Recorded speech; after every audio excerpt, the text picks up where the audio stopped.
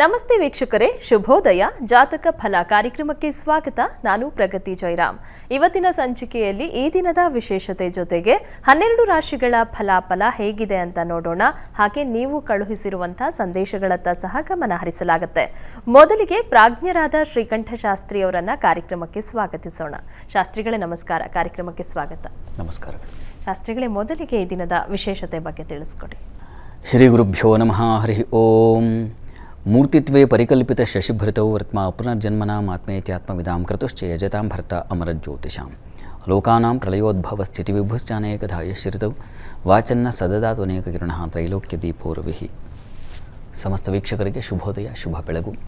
ಈ ದಿನದ ಸಂದೇಶಗಳನ್ನು ಪರಿಶೀಲಿಸೋಣ. ತತ್ಪೂರ್ವದಲ್ಲಿ ಹೊತ್ತಿನ ಪಂಚಾಂಗವನ್ನು ಗಮನಿಸಿಕೊಳ್ಳೋಣ.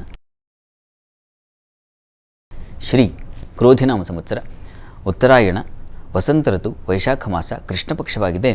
ಈ ದಿವಸ ಮಂಗಳವಾರವಾಗಿರ್ತಕ್ಕಂಥದ್ದು. ಪಂಚಮಿ ತಿಥಿ, ಉತ್ತರಾಷಾಢ ನಕ್ಷತ್ರ. ಈ ದಿವಸ ಪಂಚಮಿ ತಿಥಿ ಹಾಗೂ ಮಂಗಳವಾರವಾಗಿದೆ.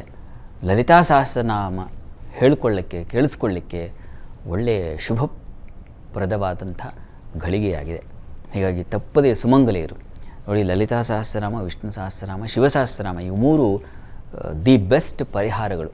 ಎಲ್ಲದಕ್ಕೆ ಯಾವುದೇ ತೊಡಕಿರಲಿ, ಸಂಕಟ ಇರಲಿ, ನೋವಿರಲಿ, ಅಥವಾ ಭಗವಂತನ ಸಾಕ್ಷಾತ್ಕಾರ ಅಂತೀವಲ್ಲ, ಯಾವುದನ್ನು ನಾವು ವೇದಗಳಲ್ಲಿ ಅರಸ್ತೀವೋ ಆ ಎಲ್ಲ ತತ್ವಗಳು ಈ ಲಲಿತಾ ಸಹಸ್ರನಾಮದಲ್ಲಿ ಅಡಕವಾಗಿಬಿಟ್ಟಿದೆ. ಅಂತಃಪ್ರಧಾನ ವಿದ್ಯೆಯ ಅಂತಲೇ ಅದಕ್ಕೆ ಹೆಸರು. ಅಂತರಂಗ ದರ್ಶನ, ಸಾಕ್ಷಾತ್ಕಾರ ಅಂತಕ್ಕಂಥದ್ದು ಇನ್ನೆಲ್ಲೋ ಅಲ್ಲ, ಒಳಗೆ ಅಂತಕ್ಕಂಥದ್ದು. ಹೀಗಾಗಿ ಆ ಅಂತರಂಗ ಶುದ್ಧಿಗೆ ಮಹಾ ಸಾಧನ ಲಲಿತಾ ಸಹಸ್ರನಾಮ. ತಪ್ಪದೆ ಆ ಲಲಿತಾ ಸಹಸ್ರನಾಮ ಹೇಳ್ಕೊಳ್ಳಿ.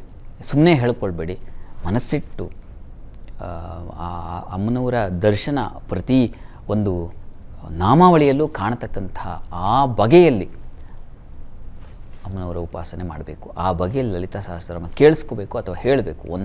ಅಷ್ಟು ಹೇಳಿದ ಮೇಲೆ ನಿಮಗೆ ಕಣ್ಮನಗಳು ತೇವವಾಗಬೇಕು, ಒದ್ದೆಯಾಗಬೇಕು. ಅದು ಹಾಗೆ ಮಾಡಿ, ಅನುಕೂಲ ಆಗಲಿ.